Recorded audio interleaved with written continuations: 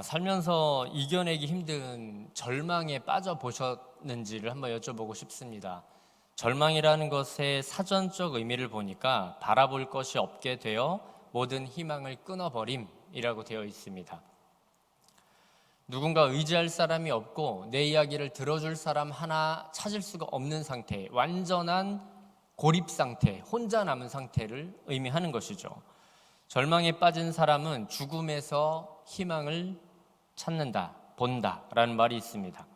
삶이 무의미하게 느껴지기 때문에 더 이상 살아가야 할 이유가 없다라고 생각한다라는 겁니다.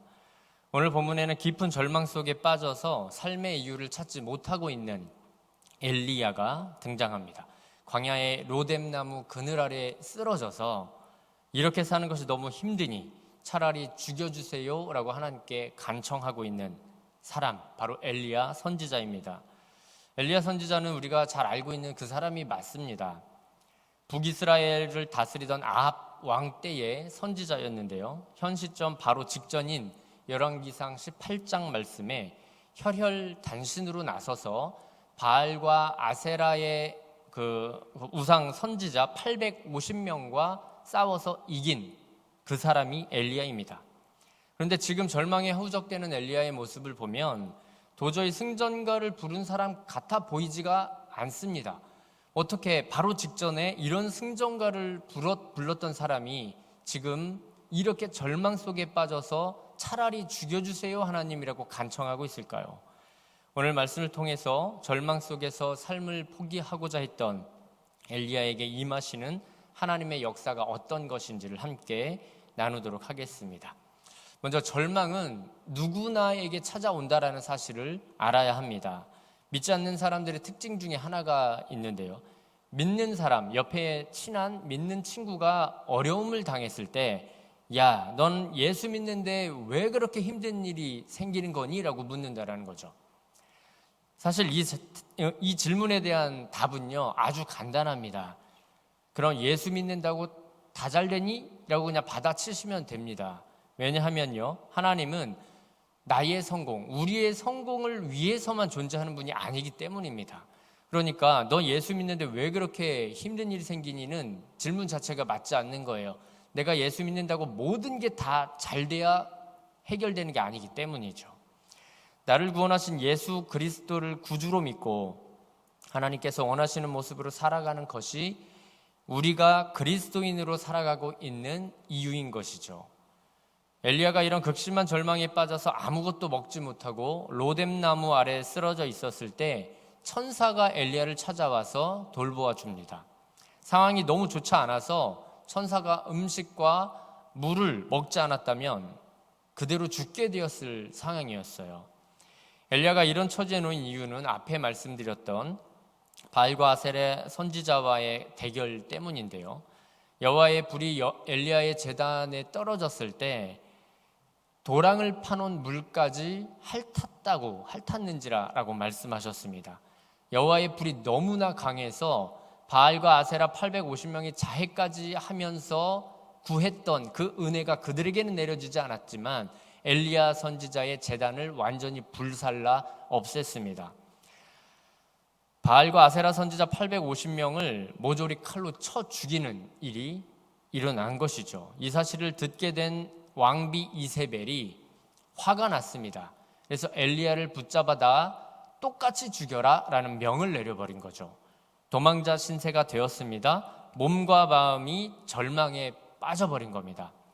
자신을 죽이려는 병사들이 언제 들이닥칠지 모르는 상황에서 스트레스와 육체의 곤비, 그 너무나 심각한 육체의 곤비, 스트레스 속에 있다 보니까 내가 이대로 사는 것은 아무런 의미가 없다.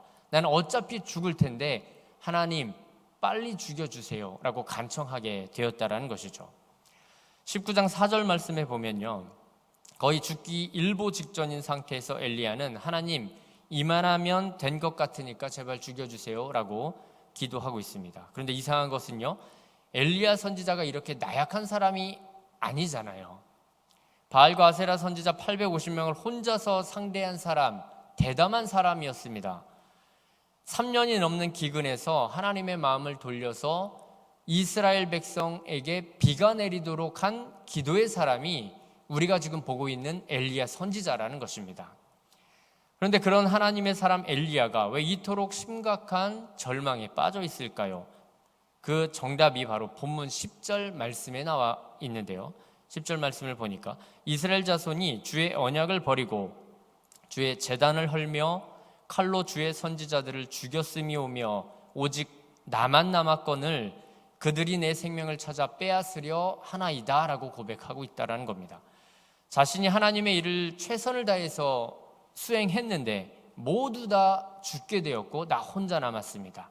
이제는 혼자 남은 나마저도 죽이려고 쫓아다니는 그들 때문에 내가 언제 죽게 될지 모른다라는 겁니다. 우리도 교회에서 큰 행사를 마쳤을 때 주변에서 그게 뭐냐, 왜 그렇게밖에 못했냐, 준비한 거냐, 너는 뭐 했냐 라는 소리를 들을 때가 있죠. 그런 소리를 들으면 마음이 어떻습니까? 서운한 마음이 들고 생각할수록 억울하기도 하고 막 분이 조금씩 막 올라오다가 결국에는 내가 고작 이런 말이나 들으려고 이렇게 힘들게 헌신한 거야? 라는 불평 불만이 터져 나오지 않습니까? 열왕기상 19장 7절 말씀에 보니까 이렇게 삶의 끈을 놓고자 하는 엘리야에게 하나님이 직접 찾아가십니다. 천사를 보내서 엘리야를 어루만지시고 잠든 엘리야를 깨워서 물과 구운 떡을 먹이셨습니다. 어루만지신다라는 것은 위로한다라는 뜻입니다. 그의 상한 마음을 위로해 주신다. 잠에 든 엘리야를 깨운다는 것은 탈진해서 언제 죽을지 모를 실신에 있는 엘리야를 살린다라는 의미예요. 보호한다라는 의미입니다. 우리가 절망에 빠져서 모든 것을 포기하고 싶어질지라도 하나님의 사람 엘리야조차도 깊은 절망에 빠졌었다라는 사실을 기억하셔서 언제나 우리를 보호하시는 하나님을 의지하며 나아가시길 바랍니다. 그러면 절망에서 회복해야 하겠는데요. 그리스도인들이 믿음 생활을 할 때 거의 예외 없이 연단을 받는 그 절망의 시기를 지나게 됩니다. 연단이라는 단어는요, 헬라어로 도키모스라고 합니다. 이 단어는 1세기경에 세공업에서 나온 단어인데 1037도의 열을 견디고 정제된 순금을 가르쳐서 심사관이 살펴본 후에 도키모스라고 하면 이 정제된 순금이 진짜 금이다라고 인정받게 되는 겁니다.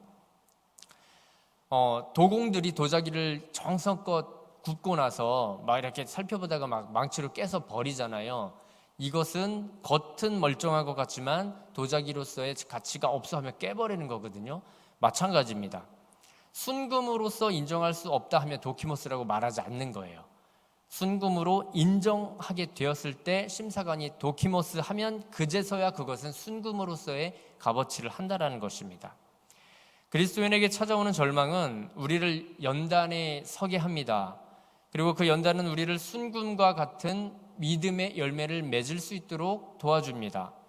엘리야가 이 절망의 끝에서 회복되는 과정이 바로 연단의 과정이었습니다. 로마서 5장 4절에 보니까 우리가 환난 중에도 즐거워하나니 환난은 인내를, 인내는 연단을, 연단은 소망을 이룬 줄 알미로다 라고 말씀했습니다. 엘리야를 연단하시는 하나님의 목적은 소망의 열매를 맺도록 하는 것이었습니다. 하나님의 뜻이 엘리야를 통해서 이루어지도록 원하시는 것, 그래서 엘리야를 연단하실 수밖에 없는 것.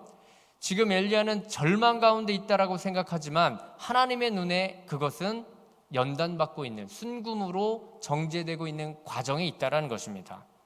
때문에 엘리야를 인도하시고 보호하셔서 회복시키시고 하나님의 도구로 사용하신다라는 것입니다. 엄청난 절망 속에 있던 엘리야에게 하나님께서는 엘리야야, 네가 어찌하여 거기 있느냐라고 물으십니다.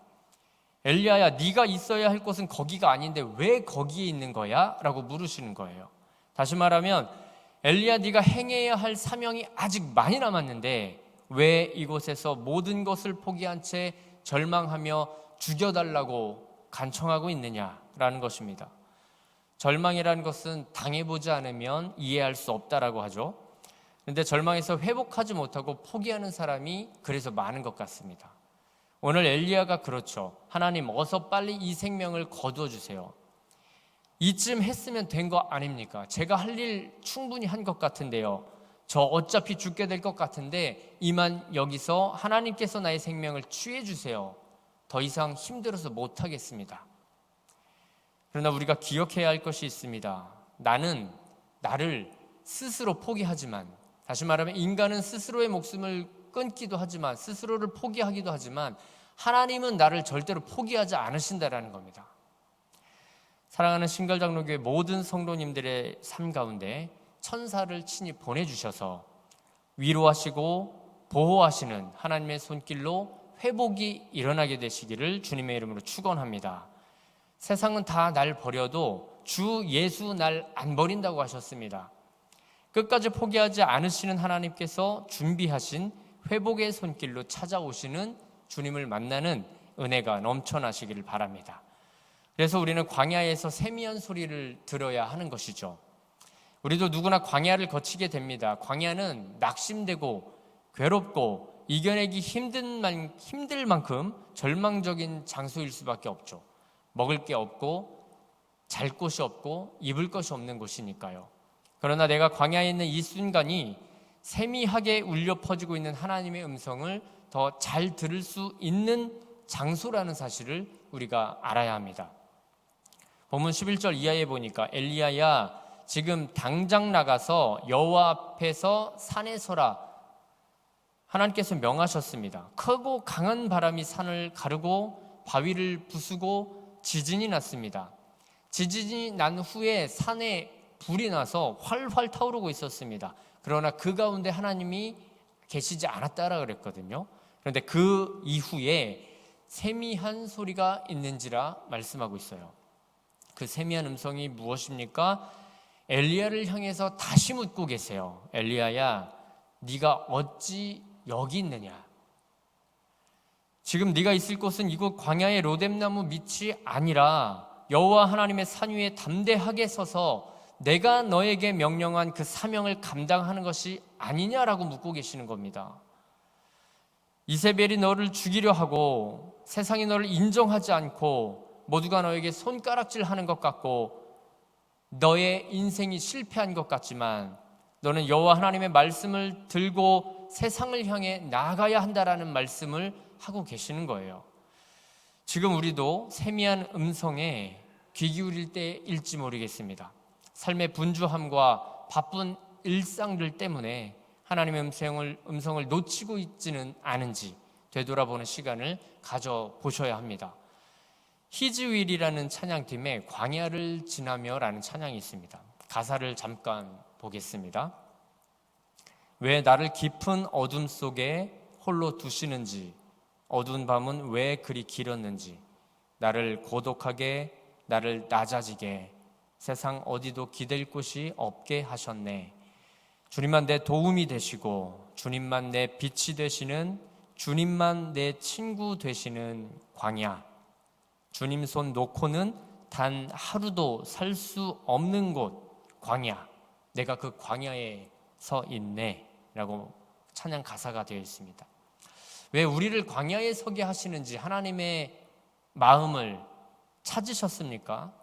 고독하고 낮아져서 더 이상 기댈 곳이 없을 때 오직 주님만 바라볼 수 있는 눈과 귀를 열어주시기 위함이라고 분명하게 말씀하고 있습니다. 지금 내가 광야에 있다라는 두려움과 외로움과 절망, 이런 것들이 문제가 아닙니다. 이 광야에서 하나님의 세미한 음성을 듣고 나를 향해 말씀하고 계시는 그 세미한 음성을 듣고 산산이 무너졌던 자아가 다시 일어서고 주님 주신 사명이 회복되는 것이 정말로 중요한 것인 줄 믿으시기 바랍니다. 하나님의 음성은 기적의 사건 가운데서만 들리는 것이 아닙니다. 하나님의 음성은 하나님께 크게 쓰임 받는 직분자들이나 선지자들이나 족장들에게만 들렸던 음성이 아닙니다. 하나님의 음성은 내가 광야에 처해 있을 때, 절망에 들어 있을 때, 실패하고 포기하고 싶어졌을 때 나에게 세미한 음성으로 찾아온다는 사실을 기억하시기 바랍니다. 작은 소리는요, 집중해서 들어야 하죠. 제가 마이크 없이 여기에서 작게 말한다고 생각해 보세요. 그러면 아무래도 안 들리니까 제 말에 귀 기울이시겠죠. 서울역 한복판에서 친구랑 이야기하는데 목소리 작은 친구가 아무리 이야기해도 들리지 않을 겁니다. 그럴 때는 어떻게 해야 들릴까요? 조용한 곳으로 끌고 가서 뭐라고 물어야 들리겠죠. 아니면 다른 시끄러운 사람들을 조용히 시키고 뭐라고 해야 들리는 겁니다. 그래서 우리에게는요, 광야가 필요한 것입니다. 광야에는 의지할 것이 아무것도 없대요. 내가 낮아질 대로 낮아져서 교만이 사라진대요. 오직 하나님만 바라보게 된대요. 그래서 하나님께서 나에게 말씀하시는 그 세미한 음성이 너무 잘 들린다는 겁니다. 엘리야, 너는 세미한 음성을 들어야 해. 엘리야, 너는 광야에서 정죄돼야 돼. 연단해야 돼. 그래서 하나님께서 엘리야에게 광야를 허락하신 줄 믿으시기 바랍니다.